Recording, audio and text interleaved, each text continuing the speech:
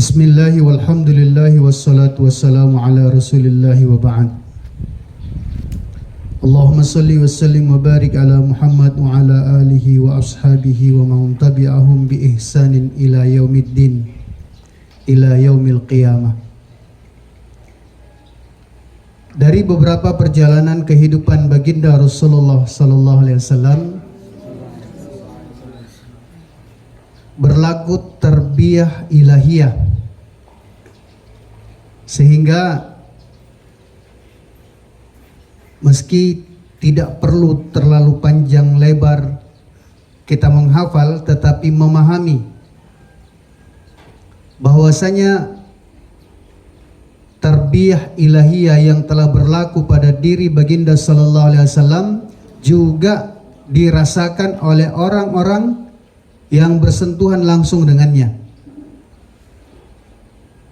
Bahkan hal ini dijadikan sebagai acuan kepada siapa saja dan untuk menjadi pemahaman kepada para santri, sehingga kelak ketika kita telah selesai mondok kita mendapatkan rujukan dalil yang jelas mengenai hak-hak untuk mengadopsi seorang anak. Karena jangan sampai kemudian kita menganggap bahwasanya ini Rasul kok disusui sama orang lain. Maka di dalam hukum Islam pun juga telah dijelaskan bahwasanya kehati-hatian tersebut telah menunjukkan bahwasanya perjalanan kehidupan Rasul ini adalah perwujudan daripada syariah, perwujudan daripada melaksanakan hukum Allah Subhanahu wa taala di permukaan bumi ini. Dari sekian banyak wanita yang datang ingin mendekap Rasul, ingin mengambil Rasul, ingin mengangkat Rasul menjadi anaknya, Halimatus Sa'diyah telah dipilih oleh Allah Subhanahu wa taala menjadi ibu, yakni ibu radha kalau bahasa Indonesia, ibu susuan. Yang mana ibu susuan ini menjadi mahram. Dan kita harus bisa memahami mana itu muhrim dan mana itu mahram. Karena terkadang kita tidak bisa membedakan antara muhrim dengan mahram.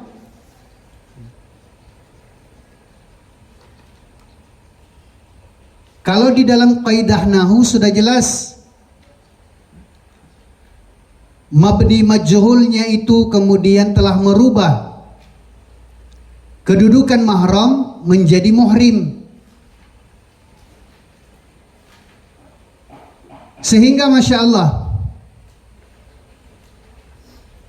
yang perlu difahami ketika seseorang ingin menjadi ibu susuan atau seorang anak menjadi mahram atas ibu susuannya adalah, ini jumhur ulama sepakat, bahkan Aisyah radhiyallahu taala anha pun juga menjelaskan. Karena seperti itu kemudian ketika sama-sama kita mengetahui bagaimana Aisyah yang tidak memiliki keturunan, tetapi Aisyah banyak memiliki santri, bahkan dari santri putra yang langsung belajar sama beliau. Ini datangnya dari mana? Jangan sampai kemudian kita mau melibas hukum syariah dan kita tidak mengetahui dasarnya. Allah Subhanahu wa taala menjaga mereka. Allah Subhanahu wa taala menjaga ummahatul mukminin. Dikatakan juga muharrarah. Dikatakan juga mutatahhirin, disucikan oleh Allah. Maka tidaklah ada laki-laki yang datang kepadanya kecuali yang menjadi mahram dan menjadi muhrimnya. Sehingga ketika Aisyah radhiyallahu ta'ala anha mengajarkan hadis, jelas meskipun kepada lelaki, tetapi lelaki itu adalah lelaki yang menjadi mahram dan menjadi muhrimnya. Begitupun juga antara Rasul sallallahu alaihi wasallam dengan Halimatus Sa'diyah. Ternyata yang dijelaskan oleh Aisyah, seorang wanita akan menjadi ibu, yang kemudian dikatakan dengan ibu radha ataupun ibu susuan dari seorang bayi, ketika dia mengadopsi bayi itu, usianya tidak boleh lebih dari 2 tahun. Kaidah yang pertama. Kemudian bayi tersebut betul-betul sampai kenyang ketika dia menyusu kepada seorang ibu yang menjadi mahramnya. Maka ada 2 jalur periwayatannya. Ada yang mengatakan sampai 10 kali merasakan kenyang. Ada yang mengatakan sampai 5 kali merasakan kenyang. Yang namanya bayi kalau kenyang ya sudah jelas namanya bayi. Setelah dia menyusu boleh jadi dia tertidur. Dan itu sampai 5 kali. 5 kali asupan. Sehingga nanti antara laki-laki tersebut dengan perempuan dari satu ibu susuan, mereka ini haram untuk saling menikah. Sehingga harus lebih hati-hati sekarang. Kecanggihan teknologi, keberagaman zaman, jangan sampai seolah-olah menyingkirkan hukum ini. Sekarang kalau di kota-kota besar bukan lagi istilah menyusui secara langsung, tetapi diawetkan, kemudian diberikan minum kepada seorang bayi. Yang paling aneh ini, kalau itu tidak jelas ini dari siapa, untuk siapa, sehingga jangan sampai nanti di belakang hari antara mereka yang bersaudara dengan saudara sepersusuan menikah. Jadi kalau di kota besar ada istilahnya jasa penitipan, yang kemudian mereka berusaha juga untuk mendapatkan upah dari itu. Kemudian yang kedua, ketika Rasulullah sallallahu alaihi wasallam ditarbiyah, ternyata masa-masa tarbiyah itu seharusnya cukup untuk menjadi perhitungan bagi kita semua. Angka-angka yang telah dijelaskan di dalam kitab sirah hendaklah juga menjadi perhatian kepada kita. 2 tahun masa menyusui, kemudian 4 tahun usia Rasul sallallahu alaihi wasallam dikembalikan kepada ibunya, agar supaya tidak terkontaminasi pola pikirnya, al-adah, kebiasaan. Bahkan kemudian memang sebaiknya didekatkan dengan ibunya. Jadi fluktuasi kehidupan seperti ini,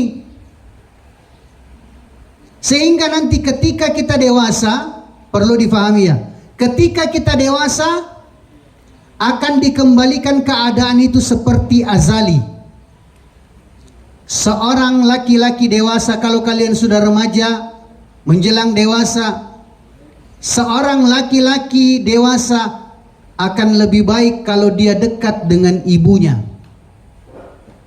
Begitupun juga sebaliknya, seorang wanita dewasa yang sudah menjadi gadis, maka hendaklah dia dekat dengan bapaknya.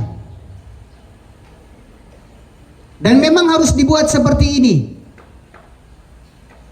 Sehingga sering kami katakan, kalau kalian mengaku sebagai seorang yang remaja dan dewasa, sementara kalian belum tahu yang namanya dapur, berarti diragukan emosional kalian karena kalian tidak mengenal perempuan. Makanya kalau kita liburan, kalau perlu maksa kita, tidak mak, ini kan saya liburan, apapun alasannya, saya mau mengambil bahagian dari tugas-tugas keseharian kita. Didekatkan dengan ibunya. Begitupun juga anak perempuan, dia didekatkan dengan bapaknya. Kenapa? Karena satu saat nanti kita laki-laki akan memilih wanita yang akan mendampingi hidup kita. Satu saat nanti seorang gadis juga akan dipinang oleh laki-laki. Sehingga kalau komunikasi baik antara anak laki-laki dengan ibunya, maka dia bisa mengetahui karakter yang baik itu seperti apa. Dia ceritakan juga kepada ibunya, seperti ini dan seperti itu. Maka nanti ibunya akan memberikan masukan. Karena yang kenal perempuan itu hanya perempuan loh. Begitupun juga sebaliknya, yang kenal laki-laki itu adalah laki-laki juga. Jangan pernah berani mengambil keputusan tentang perempuan kalau yang memutuskan bukan ibu kita. Jangan pernah berani mengambil keputusan tentang laki-laki bagi perempuan kalau yang memutuskan bukan bapak kita. Jadi sampaikan sama kakaknya, saudaranya dan sebagainya, yang kenal laki-laki itu adalah laki-laki. Beritahukan kepada bapak tentang laki-laki yang mengganggu pikiranmu, tentang laki-laki ini, itu dan sebagainya. Maka nanti bapak kita akan melihat sekufunya, kepantasan yang wajar bagi seorang anak laki-laki dan bagi seorang anak perempuan. Ternyata Masya Allah, Rasul Sallallahu Alaihi Wasallam saat itu ketika dikembalikan kepada ibunya, hanya 2 tahun saja bersama dengan ibunya. Kemudian setelah itu dirawat oleh kakeknya sendiri, Abdul Muthalib. Kemudian ternyata ketika diasuh, dirawat oleh kakeknya, hanya juga dalam usia 2 tahun, tidak lama. Dan setelah itu kemudian diberikan tanggung jawab penuh kepada pamannya. Siapa pamannya? Ya, Abu Thalib. Sengaja diceritakan 2 sosok perempuan dan 2 sosok laki-laki dalam kisah ini. Sekali lagi, semua kisah perjalanan kehidupan Rasul, kalau kita mau mengambil ibrah dan pelajaran di baliknya, maka ternyata kita akan bisa menjadikan itu sebagai dasar hukum di dalam Islam. Bahkan yang pertama kali diserahkan oleh orang tua, menyerahkan kepada kakeknya tentang anak-anaknya, barulah kemudian setelah itu diserahkan kepada pamannya. Ini dijadikan sebagai dasar hukum Islam yang menjadi wali hakiki dari seorang. Bahwasanya ketika dia sudah tidak punya bapak, maka yang mengambil alih perwalian ini adalah kakeknya. Ada urusan-urusan, ada walimatul urs, ada nikahan dan sebagainya, maka kakeknya yang mengambil tanggung jawab penuh. Kalau kakeknya sudah tidak ada, baru kemudian turun kepada pamannya. Tapi kan ada juga kemudian yang terlalu kebablasan. Katanya yang penting laki-laki, sementara kakeknya masih ada. Katanya yang penting laki-laki, sementara pamannya masih ada. Ada yang lebih parah lagi, anak kandungnya malah dijadikan sebagai wali.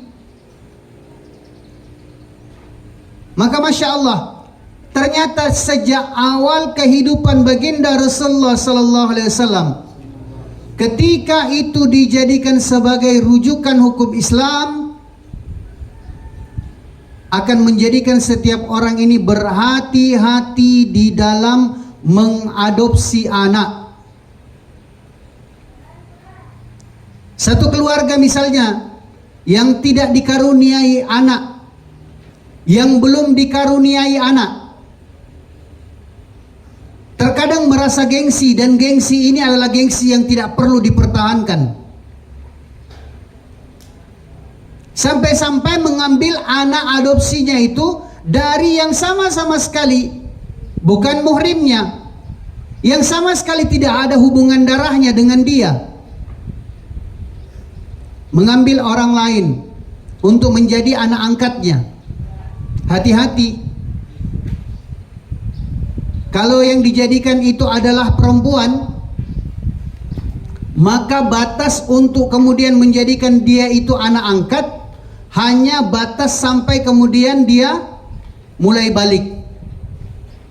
Ketika dia sudah mulai menstruasi, maka anak itu tidak lagi boleh tinggal di dalam rumah itu. Kenapa? Karena bukan mahramnya, bukan muhrimnya daripada suaminya. Haram itu dibikin di apa ya? Haram itu untuk kemudian dipertahankan tinggal di dalam rumah, serumah dengan wanita yang bukan siapa-siapanya. Begitupun juga sebaliknya, kalau ada orang yang mengadopsi anak laki-laki sementara dia itu bukan siapa-siapanya, maka batasnya adalah ketika dia sudah balik, anak itu tidak boleh lagi tinggal di dalam rumah itu. Yang ditakutkan ini dia bermaksiat sepanjang masa. Setiap hari tercatat baginya ini bermaksiat, bahkan karena itu sudah bisurur, sudah berlangsung sekian lama, sudah jatuh hukum haram. Lantas bagaimana solusi jalan keluar bagi orang-orang yang tidak dianugerahi anak, yang belum dianugerahi keturunan? Solusinya adalah mengambil anak sekiranya dia ingin mengambil anak perempuan. Bagaimana kami untuk mengadopsi anak perempuan? Maka mengadopsi anak perempuan itu adalah dari saudara kandung suaminya, keponakan langsung daripada suaminya. Dan ini kan akan bertahan. Sekiranya anak itu telah menjadi gadis, maka boleh dia sepanjang-panjang masa tinggal di dalam rumah itu. Kenapa? Karena tidak batal wudhu ketika suaminya bersentuhan dengan ponakannya, dan tidak dikatakan bermaksiat karena memang itu dari mahramnya, muhrim hakikinya yang menemani dia. Begitupun sebaliknya, sekiranya seorang yang belum dianugerahi keturunan kemudian ingin mengadopsi daripada anak laki-laki, istrinya ngotot, kita mau mengadopsi anak laki-laki, bagaimana ini? Maka mengadopsi anak laki-laki dari ponakan istrinya, anak dari saudara istrinya, saudara kandungnya, yang mana dia ini adalah muhrim hakiki. Sehingga sampai dewasa, sampai mati anak laki-laki itu tinggal di dalam rumah boleh. Dia kemana-mana mengantar ibu angkatnya boleh. Bahkan dia berada dalam kumpulan bersama ibu angkatnya boleh. Karena dia laki-laki, serumah dengan suaminya yang laki-laki pun juga tetap mahram. Jadi sekali lagi dibuat crossing, kalau bahasa kita. Ya, kok bahasa kita sih? Bahasa Inggris. dibuat silang kalau bahasa kita. Kan kebanyakan yang ngotot biasanya perempuan, dari kalangan ibu, istri, dia ngotot. Pokoknya saya tidak mau, saya mau mengadopsi anak perempuan katanya. Kalau dia sudah menyampaikan, mengutarakan keinginannya, maka seperti itu tadi, mencari dari jalur suaminya anak perempuan yang boleh tinggal selama-lamanya di rumahnya. Atau dia ngotot untuk mencari anak laki-laki, boleh. Maka dia harus rela mencari dari sisi dia, dari pihak dia, anak laki-laki untuk diadopsi. Maka Masya Allah, apa yang dijelaskan di awal-awal kehidupan baginda Rasulullah SAW, sebenarnya ini sudah menjadi hukum dasar ataupun dasar hukum, sama saja, di dalam berumah tangga di dalam Islam. Dan ada sesuatu yang amat sangat luar biasa sekali terjadi ketika beliau Sallallahu Alaihi Wasallam 2 tahun bersama Halimatus Sa'diyah. Karena masa penyusian ini kan 2 tahun. 2 tahun kemudian ini adalah masa tarbiyah, didikan. Ternyata Rasul Sallallahu Alaihi Wasallam ketika sudah disapih, dipisahkan, tidak lagi menyusu kepada Halimatus Sa'diyah, Allah Subhanahu wa taala perintahkan kepada Jibril alaihi salatu wassalam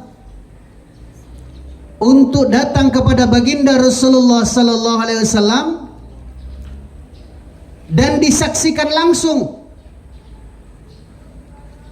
oleh anak-anak yang berada di lembah tersebut. Anak-anak Badui melihat apa yang terjadi pada diri Rasul ketika Jibril alaihi salatu wassalam datang membelah dadanya, kemudian mengeluarkan daripada segumpal daging yang namanya al-qaqa. Segumpal daging itu diangkat, kalau bahasa kita operasi, diangkat, kemudian dicuci dengan wadah emas dengan air zam-zam. Sebahagian ulama menjelaskan disucikannya Rasul sallallahu alaihi wasallam daripada sifat-sifat buruk yang ada pada diri manusia yang terlahir bersama manusia dengan sifat tanah yang ada pada dirinya. Maka yang buruk-buruknya ini telah dikeluarkan, sehingga Rasul sallallahu alaihi wasallam dalam menyikapi suatu masalah, menyikapi suatu keadaan, sifat-sifat buruk itu sudah tidak bermain di dalam dirinya, sudah dibersihkan oleh Jibril alaihi salatu wassalam. Lantas kemudian ada lagi yang berasumsi, ada lagi yang beranggapan, wah, kalau bisa dengan operasi begitu sifat buruknya orang itu dikeluarkan, mereka menganggap ada kelenjar keburukan yang terletak dalam diri seseorang, yang kalau itu dipangkas, yang kalau itu dikat, dipotong, akan mengeluarkan daripada sifat-sifat buruknya. Bedakan operasi yang dilakukan secara lahiriah atau operasi zahiriyah dan operasi yang dilakukan secara ruhiyah, operasi yang dilakukan secara batiniah. Meskipun kelihatan dan dilihat nampak oleh anak-anak Badui saat itu, Rasul sallallahu alaihi wasallam dibedah dadanya, kemudian dicuci daripada segumpal daging yang ada di dadanya, al-qaqa yang ada di jasad Rasul sallallahu alaihi wasallam. Sekali lagi perlu dijelaskan, ini operasi bukan operasi zahiriyah. Tapi kok dinampakkan adalah untuk menunjukkan ciri-ciri kenabian Rasul. Bahwasanya Rasul saja terlahir dengan sifat-sifat yang lekat pada asali penciptaan manusia. Khuliqal insan min tin min turaba. Maka sifat-sifat tanah itu lekat pada diri setiap kita. Tetapi sifat buruk itu telah diangkat oleh Allah, telah dibersihkan oleh Jibril alaihi salatu wassalam. Sehingga kalau kita mau membuat kesimpulan yang lebih dalam lagi, bahwasanya akan terjadi metamorfosis, mungkin perubahan atau apa ya, akan terjadi satu perubahan besar dalam diri seseorang itu setiap 2 tahun. Sehingga guru-guru kami menjelaskan, seseorang hanya akan dikatakan istiqomah kalau dia sudah bisa menjaga amalnya sampai 2 tahun. Jangan baru belajar ngaji jos, kemudian ternyata josnya itu melongos, 3 bulan boyong. Pulang ke kampung, orang-orang bilang itu bekas santri. Bukan, tidak ada itu bekas santri. Santri yang sudah 2 tahun di pondok pesantren itu baru dikatakan santri. Jadi meskipun tidak dijelaskan dalam ID card, tidak dijelaskan dalam selembar kertas, maka tarbiyah yang terjadi pada diri Rasul sebenarnya sudah cukup untuk kemudian mengingatkan kepada kita sendiri pentingnya melaksanakan amal, membuat ikhtiar dan bertahan minimal 2 tahun dalam ikhtiar apapun itu. Jangan pernah menyerah, karena setelah 2 tahun itu ada rahasia indah yang Allah Subhanahu wa taala akan bukakan kepada kita semua. Jadi rahasia indah itu akan kita rasakan setelah 2 tahun. Jadi kalau ada temannya, dia boyong belum pernah 2 tahun di pondok, maka beritahu, tidak, itu bukan santri katanya Ustadz Asgar. Kenapa belum ada perubahan? Belum ada metamorfosis yang terjadi, yang berlaku dalam dirinya, dalam kehidupannya. Wong Rasul saja begitu kok. Dalam 2 tahun masa radhanya, kemudian setelah itu 2 tahun lagi itu, dia ternyata Masya Allah dibersihkan oleh Jibril. 2 tahun kemudian dikembalikan kepada ibunya. 2 tahun kemudian Siti Aminah meninggal dunia, diberikan kepada kakeknya. 2 tahun kemudian kakeknya pun juga meninggal dunia. Ada apa di balik 2 tahun ini? Dan akan kita lihat dan akan nampak, bisa kita rasakan. Makanya kalau ulama-ulama terdahulu, ketika ada santri yang mau nyantri, ketika ada anak kampung yang mau nyantri, mau mondok, sebelum dia berangkat ke pondok, maka disuruh gali lubang di dekat pintu masuk rumahnya, pintu gerbang lah kalau bahasa kita. Di baruga depan rumahnya, pintu masuk yang mana? Disuruh gali lubang dulu di situ kalau dia mau berangkat mondok. Setelah itu hari pertama dia mau berangkat, diambilkan tunas kelapa. Kemudian diperintahkan kepada calon santri itu untuk menanam tunas kelapa itu. Sehingga diberi targib, kamu hanya akan boleh pulang kalau kelapa ini sudah berbuah. Baru kita akan terbentuk kalau seperti itu. Ternyata masa perubahan dalam 2 tahun itu kan akan terjawab. Sehingga kalau santri dikatakan, ya 2 tahun pertama dia mungkin binazar, 2 tahun kedua akhirnya dia itu sudah mulai bilhif, 2 tahun ketiga, akhirnya kemudian dia ini sudah pelancaran. 2 tahun keempat sudah dia masuk dalam takhasus. 8 tahun masa yang juga dilewati oleh Rasul sallallahu alaihi wasallam, sehingga masya Allah sempurna dan sempurna perjuangannya, bahkan kemudian hasil natijah yang diberikan oleh Allah Subhanahu wa taala.